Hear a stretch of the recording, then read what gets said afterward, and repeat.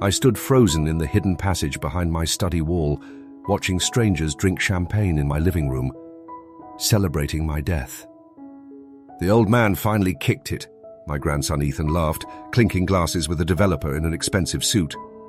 "Now we can turn this worthless forest into something that actually makes money." "To grandfather," my granddaughter Olivia announced, her designer heels clicking on my hardwood floors. "May he rest in peace while we get rich." 25 potential buyers applauded. My own flesh and blood was selling my 200-acre estate, my life's work, my family legacy, while I was supposedly 6 feet under. But I wasn't dead. I clutched the manila folder in my trembling hands, its contents damning. A forged death certificate with yesterday's date, falsified medical records claiming I had dementia, and a recording of my grandchildren discussing how they might help me along if their paperwork scheme failed. "When do we finalize the sales?"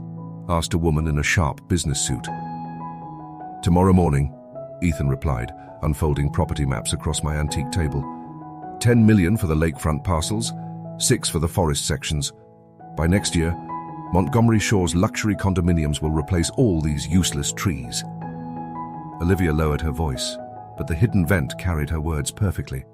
"Thank God we don't have to pretend to care about his environmental nonsense anymore. You're nothing but a draining fossil. Why not hurry up and die?" That's what I wanted to scream every time he talked about conservation and legacy. My heart felt like ice in my chest. The grandchildren I'd raised after their parents died had faked my death for money. They'd forged documents, bribed doctors, and were prepared to poison me if necessary. I nearly stepped out then, to confront them, to watch their faces when they realized their perfect crime had failed. But wisdom kept me hidden. If I revealed myself now, they'd simply find another way. I needed more than righteous anger. I needed a plan.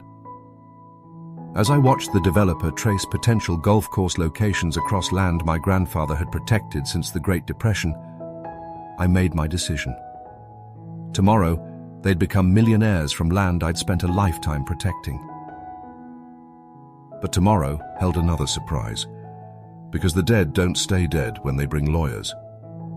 I wasn't always wealthy. I built my fortune from nothing, starting with a single truck and a dream of owning my own shipping company. By 30, I had a fleet. By 40, I owned warehouses across 3 states. By 50, Montgomery Logistics had become an empire spanning 2 continents. But my real treasure was this land, 200 acres of pristine wilderness surrounding Lake Montgomery, named after my grandfather who first settled here. Rolling hills, ancient oak forests, a crystal-clear lake that reflected the mountains like a mirror. Land developers had been salivating over it for decades. "Never sell, William," my wife Eleanor had insisted before cancer took her 5 years ago. "This land is our legacy. It's the only thing that can't be replaced."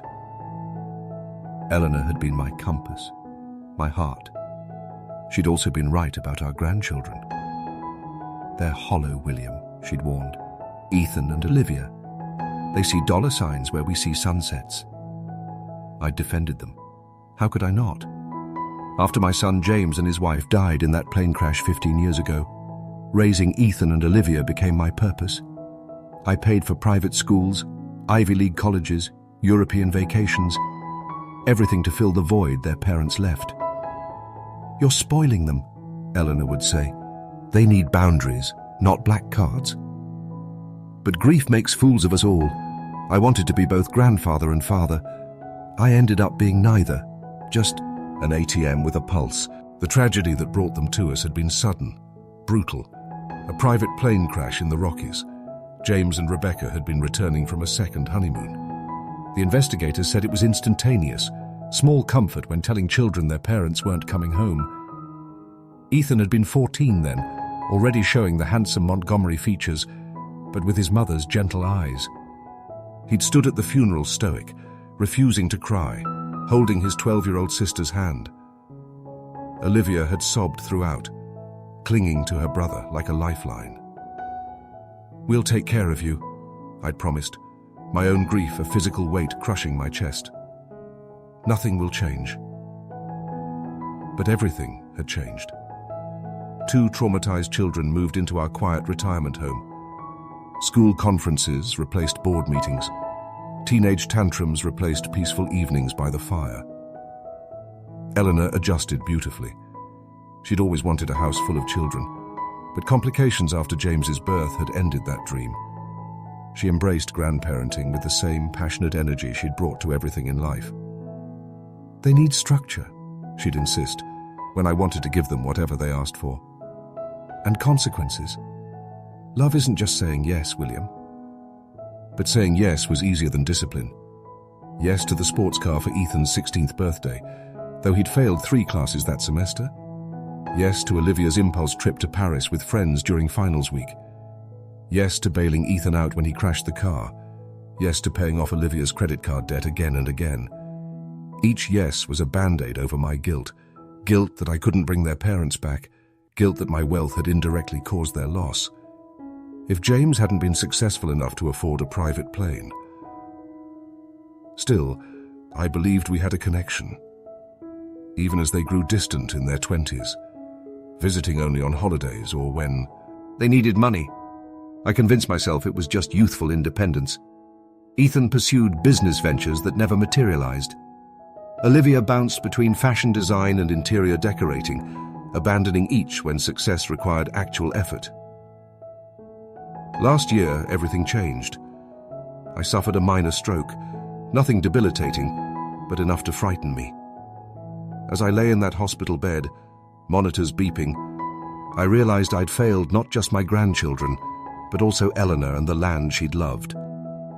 I updated my will, leaving the bulk of my fortune to conservation trusts that would protect the land, with generous monthly stipends for Ethan and Olivia. They need to earn their way, I explained to my attorney, Jonah Sullivan. The land stays intact. They won't like it, Jonah warned, his eyes serious behind wire-rimmed glasses. We'd been friends since law school, the only person besides Eleanor who knew the real me. The property alone is worth north of 50 million now. It's not about money, I insisted. It's about legacy. I told Ethan and Olivia about the new arrangements over Sunday dinner. Their reactions were illuminating. You can't be serious, Ethan had sputtered, wine sloshing dangerously in his glass. That land should stay in the family. Conservation trusts, Olivia had echoed, her perfect eyebrows arching. What about our futures, our children? You'll have monthly allowances, I'd explained, generous ones, but the land itself will be protected. They'd exchanged a look then, quick, conspiratorial, cold. I dismissed it as disappointment. That was my first mistake. After that dinner, they became attentive. Suddenly they visited weekly, brought groceries, asked about my medication, suggested I needed more rest, less stress.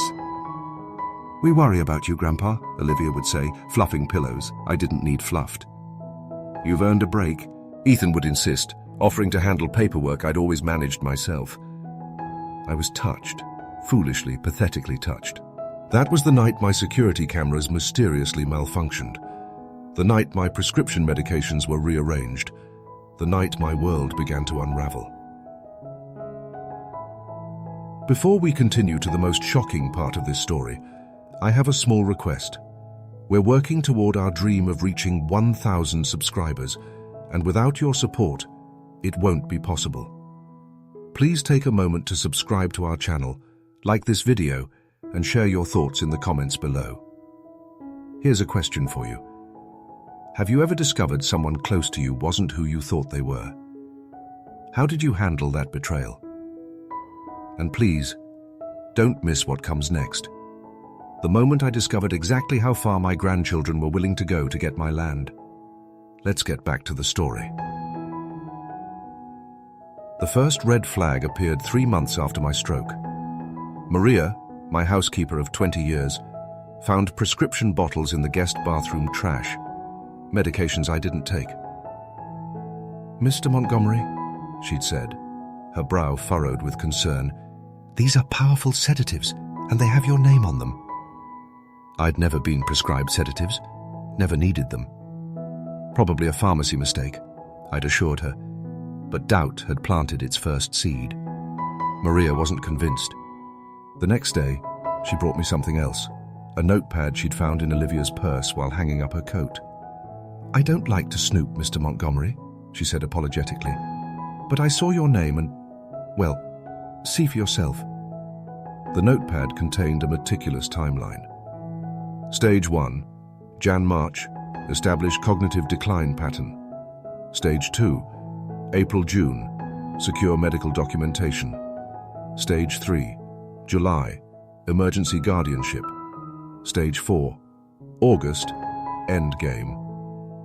Endgame. The word sent a chill through me. What exactly did that mean? I photographed the notepad and returned it to Olivia's purse.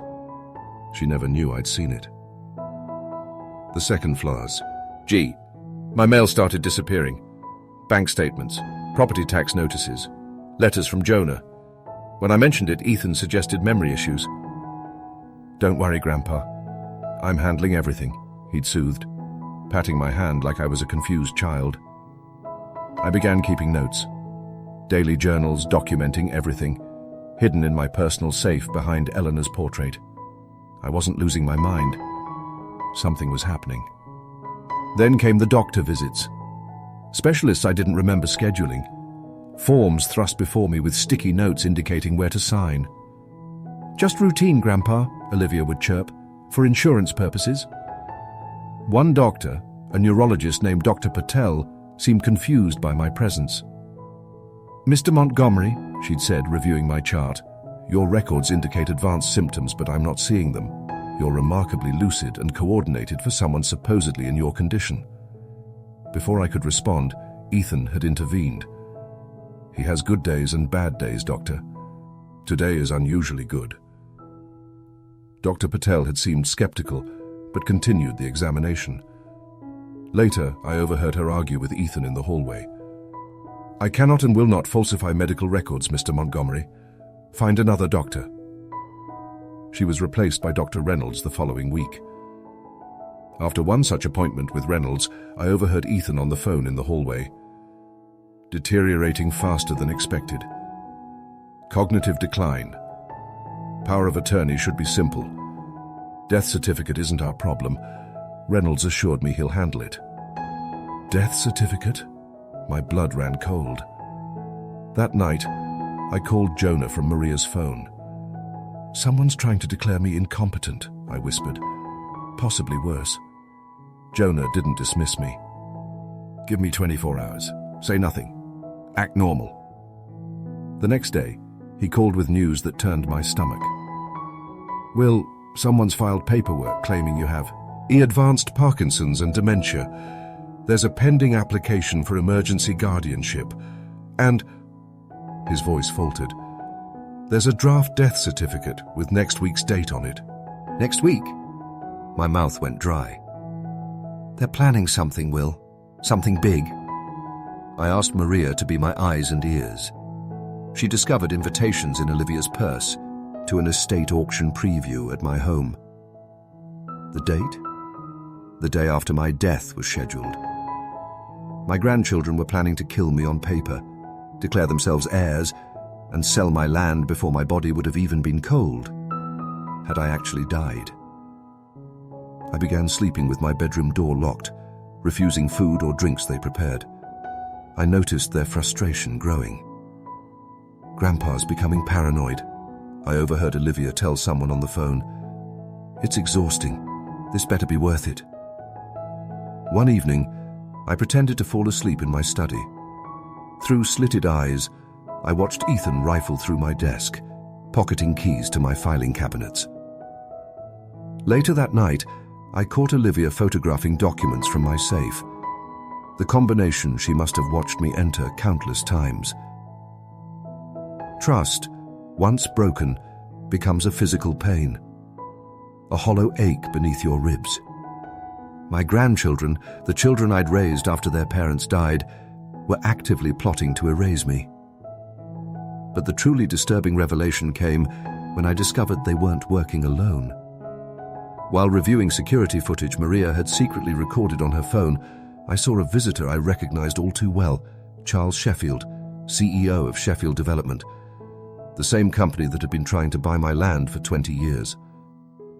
Sheffield and Ethan met in my boathouse, well away from the main house where I might overhear.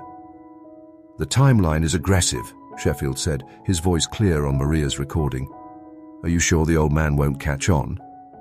"He already thinks he's losing his mind," Ethan laughed. "We've been swapping his medications for months, the real ones for placebos, adding sedatives to his food. He's disoriented half the time." "And the legal doc?"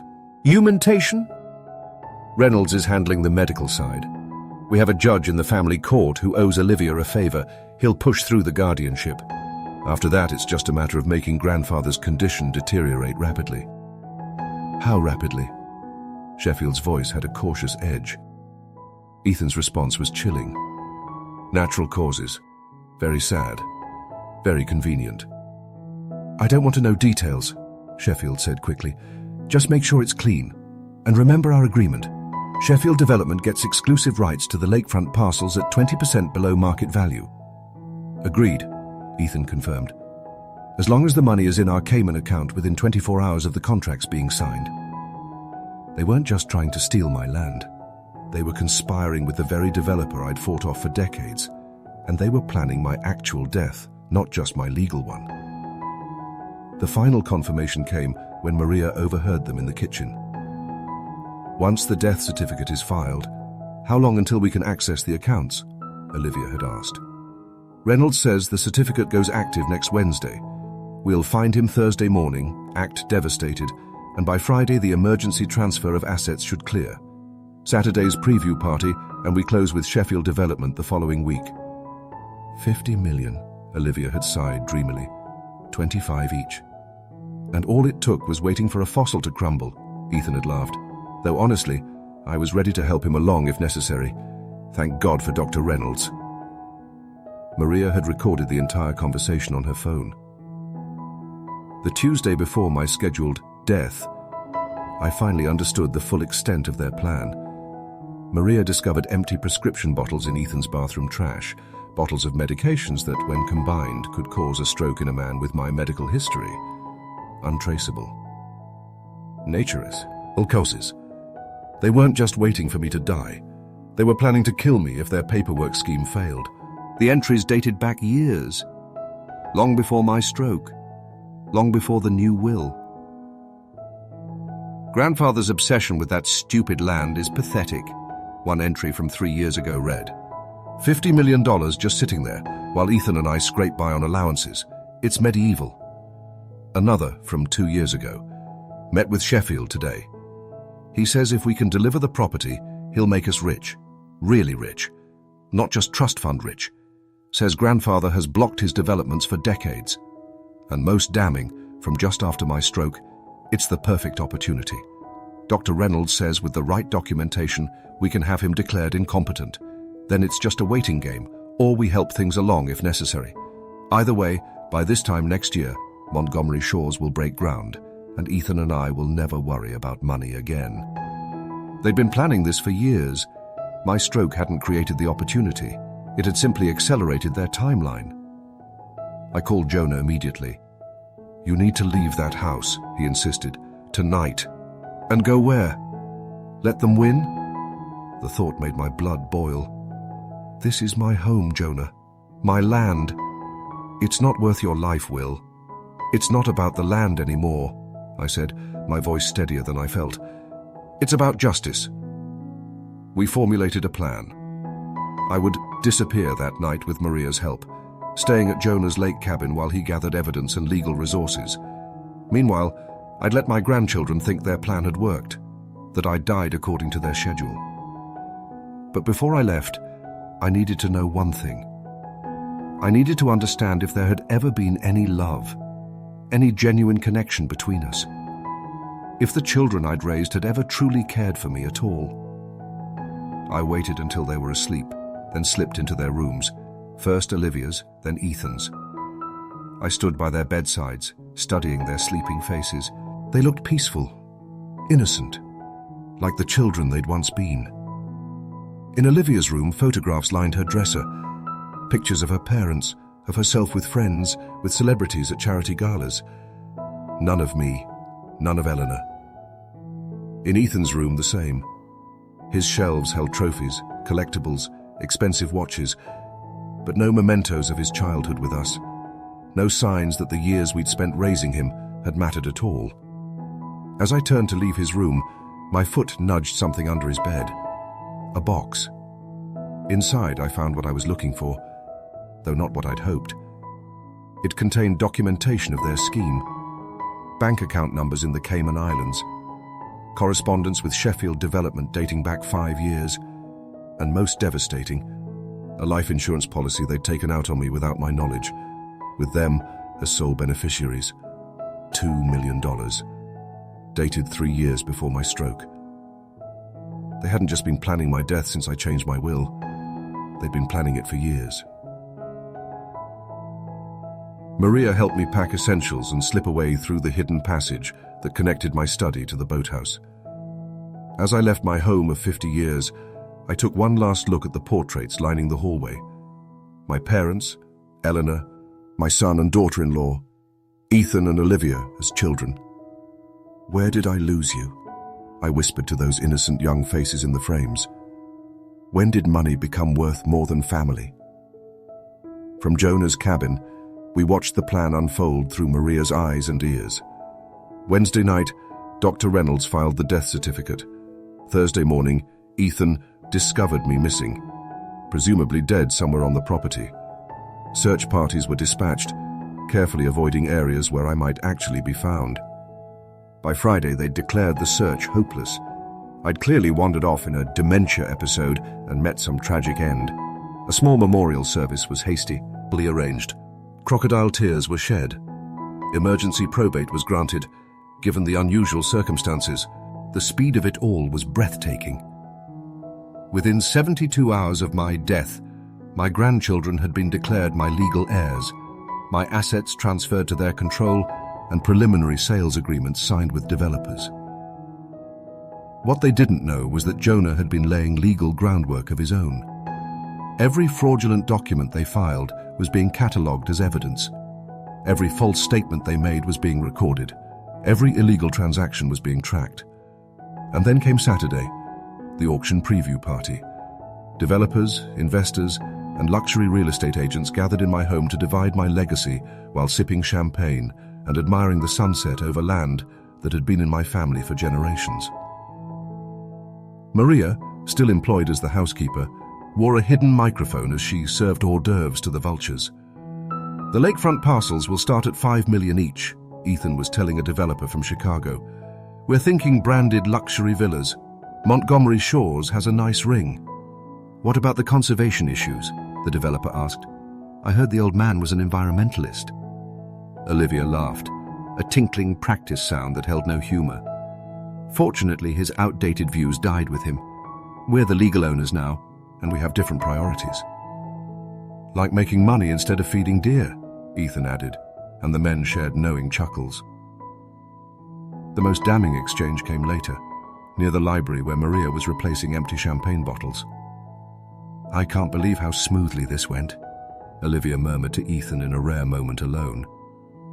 "Part of me expected the old man to rise from the grave and stop us."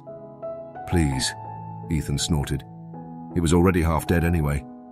You're nothing but a draining fossil. Why not hurry up and die to free us?" That's what I wanted to say every time he lectured us about legacy and conservation. "Well," Olivia raised a glass. "Here's to convenient timing. Another month and he might have transferred everything to those damn environmental trusts." "To grandfather," Ethan smirked, "who finally did something useful by dying." But the most shocking revelation came when Sheffield joined their private conversation.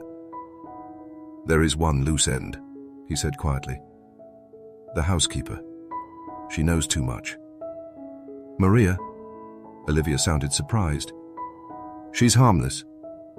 "She was devoted to your grandfather," Sheffield insisted. "People talk. And if anyone starts asking questions about how quickly he deteriorated..." Ethan nodded slowly. "I see your point," We'll handle it. Another tragic accident. The Montgomery estate seems cursed these days. They were planning to kill Maria. Loyal, kind Maria, who had worked for our family for 2 decades, who had helped raise Ethan and Olivia after their parents died. Maria sent the recording immediately, her hands shaking so badly she nearly dropped her phone. Listening to it in Jonah's cabin, surrounded by legal documents and 7 attorneys from his firm, I felt something inside me harden. Not break. Harden. Like amber preserving an ancient truth. "Do we have enough?" I asked, my voice barely a whisper. Jonah nodded grimly. "More than enough. Fraud, conspiracy to commit murder, falsifying death records. They're looking at serious prison time. And the sale contracts they've drawn up? Void the moment we prove you're alive. The question is, Will, what do you want to do? Criminal charges? Civil lawsuit?" I stared out at the lake, remembering Eleanor's words. "This land is our legacy. It's the only thing that can't be replaced." "I want justice," I said finally. "But more than that, I want them to learn the lesson Eleanor tried to teach them, that some things are worth more than money." "What are you thinking?" Jonah asked, recognizing the glint in my eye. "I'm too." "Thinking it's time for the dead to rise," I replied, "and I know exactly when." The next 3 days were a blur of depositions, legal filings, and evidence gathering. Jonah's team worked around the clock, preparing what he called the legal equivalent of a nuclear bomb. Dr. Reynolds, confronted with evidence of his involvement, crumbled immediately. In exchange for leniency, he provided a complete confession, detailing how Ethan and Olivia had paid him $250,000 to falsify medical records and the death certificate. "They approached me after your stroke," he admitted, unable to meet my eyes. "Said you were becoming incompetent, dangerous to yourself. I believed them at first. By the time I realized what they really wanted, you were already in too deep." I finished for him. He nodded miserably. "They said no one would get hurt, that it was just paperwork to protect the family legacy." "And the medications found in Ethan's bathroom, the ones that would have caused a fatal stroke if combined?" Dr. Reynolds paled. "I didn't know about that. I swear to God." I believed him. My grandchildren's capacity for deception apparently exceeded even their co-conspirators' expectations. But we discovered something else during our investigation. Something that shook me to my core. Financial records showed large transfers from Sheffield Development to offshore accounts in Ethan and Olivia's names. The first transfer dated back to shortly after their parents' deaths. "This doesn't make sense," I told Jonah, reviewing the documents. "They were teenagers then. Why would Sheffield be paying them?" Jonah's expression was grim. "I think we need to revisit the plane crash, Will. The investigation into my son's death had been thorough, or so I'd thought. Mechanical failure in a snowstorm, tragic but not suspicious. But when Jonah's team dug deeper, they found disturbing irregularities. The maintenance records had been falsified. The mechanic who last serviced the plane had received a large cash deposit the day before, and most damning, Sheffield Development had purchased land adjacent to mine just weeks after the crash, land that James had been negotiating for himself. "Are you saying—" I couldn't even finish the question. "I'm saying nothing is coincidental," Jonah replied carefully. "Sheffield wanted your land. James stood in the way. He was as committed to conservation as you are. Then suddenly James is gone, and you're raising 2 traumatized children who grow up to collaborate with Sheffield." "They were children," I whispered. 14 and 12. "They couldn't have been involved." "No," Jonah agreed. "But they could have been groomed, approached when they were vulnerable, offered what looked like friendship, mentorship. Sheffield played a long game, Will." The revelation sickened me. Not only had I failed to protect my grandchildren, I'd failed to question the circumstances that brought them to me in the first place. But there was no time to process this new grief. The estate auction was scheduled for Wednesday evening, a private affair where the highest bidders from Saturday's preview would finalize their purchases. Champagne would flow, Contracts would be signed. Millions would change hands. All on property that was very much still mine. I barely slept. Not from fear, but from a strange, calm anticipation. I wasn't angry anymore. I was resolved. This wasn't about revenge. It was about accountability. "Are you sure you want to handle it this way?" Jonah asked the night before. "We could simply have them arrested." "No," I said firmly. "I raised them. I'm responsible for who they've become. I need to face them, and they need to face me." At 6 a.m., Wednesday morning, sheriff's deputies arrived at Jonah's cabin with court orders we'd requested. Emergency injunctions against any sale of Montgomery property, which is warrants for financial records and official documentation confirming I was very much alive. "Mr. Montgomery," the lead deputy said, "we've reviewed the evidence. This is one of the most disturbing cases of elder exploitation I've ever seen. We're prepared to assist however you need." By noon, our trap was set. The auction would proceed as planned, with one significant modification. I spent the afternoon in quiet reflection, looking through old photo albums. Ethan at 8, proudly holding a fish I'd helped him catch. Olivia at 12, dancing with me at a father-daughter event after her father's death. Where had those children gone? Had they ever really existed? Or had I seen only what I wanted to see? At 6 p.m., Maria texted, "Guests arriving, 32 potential buyers, contracts ready on the library table." At 7 p.m., Ethan just announced bidding will begin at 8. They're serving Eleanor's favorite champagne. Using her name, my wife's name, for their blood money celebration was the final insult. At 7:30, Jonah and I, accompanied by 3 attorneys and 4 sheriff's deputies, pulled up to the service entrance of my home. Maria let us in through the kitchen. The sound of laughter and clinking glasses filtered down the hallway.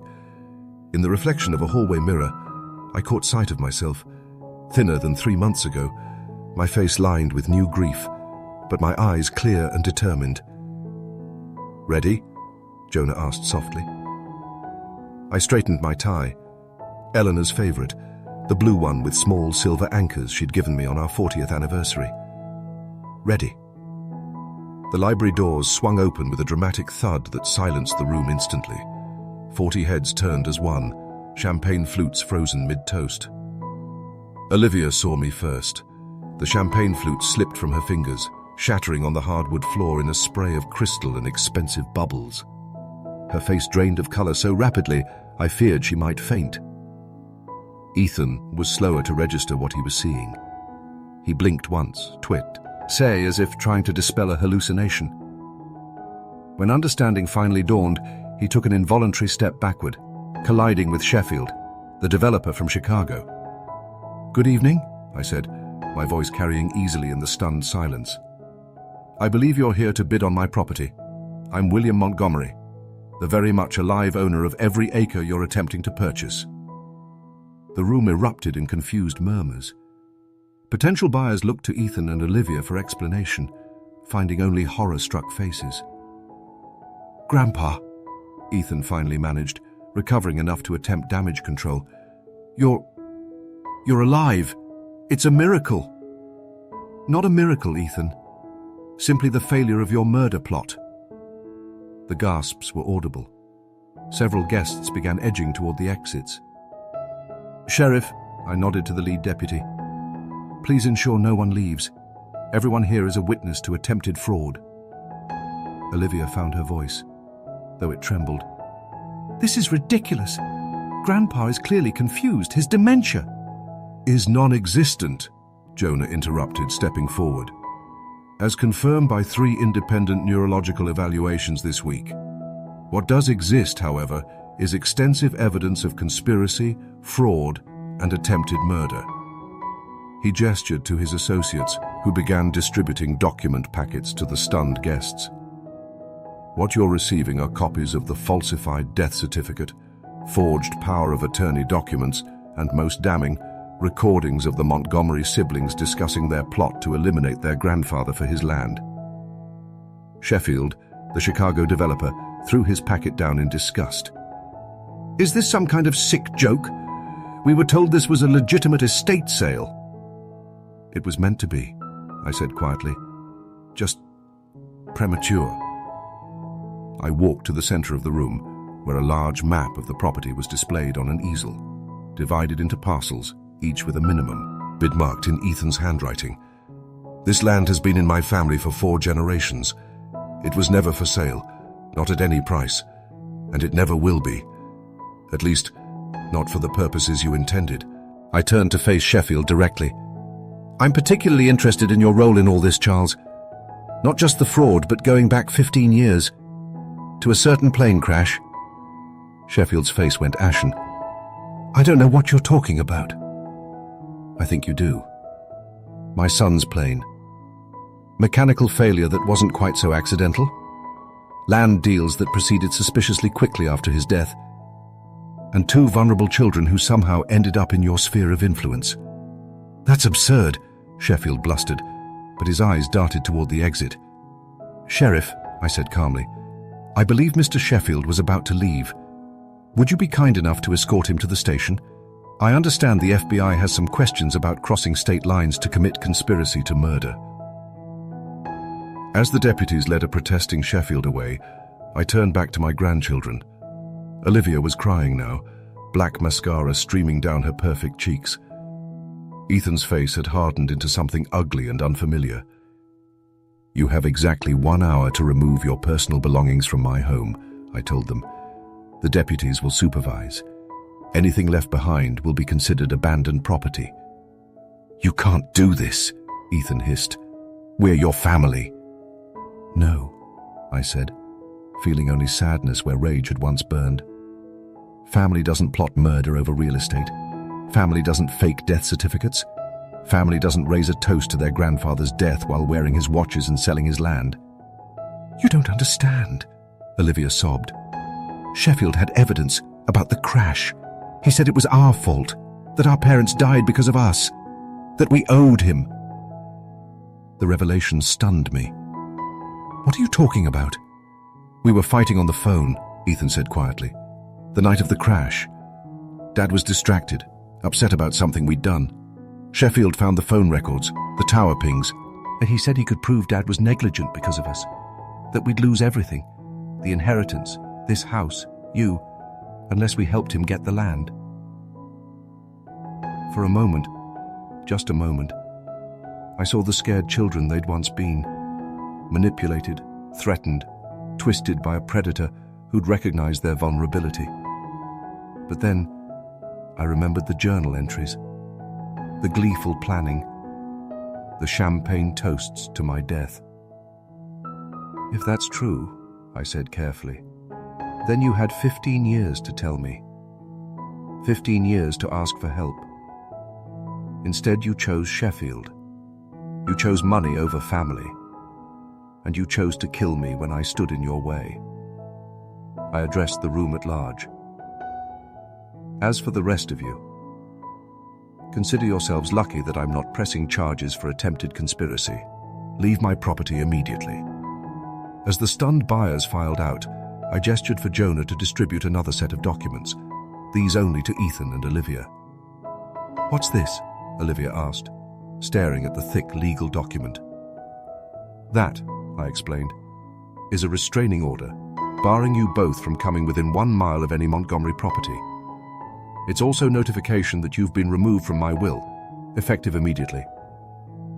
You're disowning us? Ethan's voice cracked, the first genuine emotion I'd heard from him in years. Over a misunderstanding? A misunderstanding, I echoed, unable to keep the disbelief from my voice. You called me, what was it? A draining fossil who should hurry up and die? You conspired with a doctor to falsify my death. You were prepared to poison me if necessary. That's not a misunderstanding, Ethan. That's who you are. The deputies began escorting them toward the stairs to pack. Olivia looked back once, tears still flowing. What will you do with the land? She asked. And for a moment, just a moment, I heard the little girl who once helped me plant sunflowers along the lake path. Something your grandmother would have approved of, I answered. Something your father would have wanted. As they disappeared upstairs, I felt a strange emptiness. Not satisfaction, not vindication, just a hollow space where family should have been. 6 months later, Montgomery Nature Preserve opened to the public. 200 acres of protected wilderness with sustainable nature trails, educational facilities, and a research center dedicated to Eleanor's memory. The lakefront property where my house stood was transformed into a community center and small hotel, where visitors could experience the natural beauty that 4 generations of Montgomerys had protected. Every dollar of profit went directly to conservation efforts and educational scholarships for underprivileged children, the true legacy I wanted to leave for Ethan and Olivia. Criminal charges were eventually filed, though I recused myself from the proceedings. The investigation into James's death was reopened, with Sheffield the primary suspect. The evidence was circumstantial but damning. Financial records, suspicious timing, and eventually testimony from the mechanic who'd been paid to tamper with the plane. When faced with the possibility of murder charges, Sheffield offered a deal. Full confession about the fraud and elder abuse conspiracy in exchange for immunity on the plane crash. The prosecutors accepted, reluctantly. The truth, when it finally emerged, was more complex than I'd imagined. Sheffield hadn't directly threatened Ethan and Olivia as children, but he had recognized their vulnerability, insinuated himself into their lives, and gradually poisoned them against me. He'd suggested that their parents' death was my fault, that my business practices had created enemies who'd targeted James. By the time they discovered Sheffield's manipulation, they were already compromised, already collaborating, already seeing the land as their rightful compensation for a childhood lost, or so they claimed. At their sentencing, I didn't attend the trial. Couldn't bear to see them in prison jumpsuits, handcuffed and humiliated. Whatever love I'd felt had been buried under too much betrayal, but I did send them one message through Jonah. Your parents would be heartbroken by your choices, but they would want you to find redemption. When you're ready for that, I will listen. They never responded. Some bridges, once burned, leave only ashes. People often ask if I regret my decision, if blood shouldn't have trumped betrayal. They wonder how I can sleep at night, knowing I cut off my only remaining family. The truth is, I sleep better than I have in years, because family isn't defined by DNA. It's defined by love, by trust, by shared values that run deeper than profit margins. My real family now includes Maria, who stood by me when it mattered most, Jonah, whose friendship never wavered, and the countless visitors who walk the Montgomery Preserve trails each day, learning to love the land as Eleanor and I did last spring.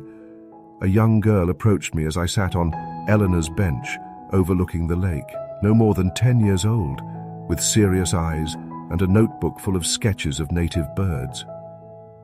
"Are you Mr. Montgomery?" she asked. "The one who saved this place?" "I am," I answered, surprised to be recognized. "My science teacher says you could have been super rich if you sold this land. Why didn't you?" I looked out over the crystal waters reflecting ancient oaks, trees that had stood sentinel through 4 generations and would now stand through countless more. "Because some things," I told her, "are worth more than money. Some legacies can't be counted in dollars. They're measured in sunsets, in eagles' nests, in children like you learning to see the world as something precious." She nodded solemnly, as if this made perfect sense, then returned to her sketching. "Sometimes I think I see Ethan or Olivia in the faces of visitors, a familiar gesture, a turn of phrase, a ghost of what might have been. In those moments I still feel the ache of what we lost, what they threw away, but then I remember Eleanor's words, whispered during our last sunset together. "The land remains when we're gone, William. Make sure it remains beautiful." The final irony came just last month. A letter arrived from the prison where Ethan was serving his sentence. Inside was a simple sketch, the lake at sunset, rendered with surprising skill. At the bottom he'd written, "I'm starting to understand what we destroyed." It was never about the money, was it? It was the first genuine thing he'd said to me in 20 years. I haven't responded yet. Some wounds take time to heal. Some betrayals leave scars that never fade. But perhaps, someday, there might be room for a different kind of legacy. One built on remorse, redemption, and the recognition that some things truly are worth more than money. To those watching who face betrayal from the people closest to you, remember that how you respond defines you more than the betrayal itself. Choose wisdom over vengeance, purpose over punishment, and to those tempted by quick wealth at the expense of what truly matters, be careful what you sacrifice on the altar of ambition. The richest people I know aren't those with the most money. They're those who recognize the true value of what they already have. Some things, once lost, can never be recovered. Choose wisely what you're willing to lose. Thank you for watching this deeply personal story. If it resonated with you, please take a moment to subscribe to our channel. We're working toward reaching 1,000 subscribers, and your support means everything to us. Please like this video and share your thoughts in the comments below.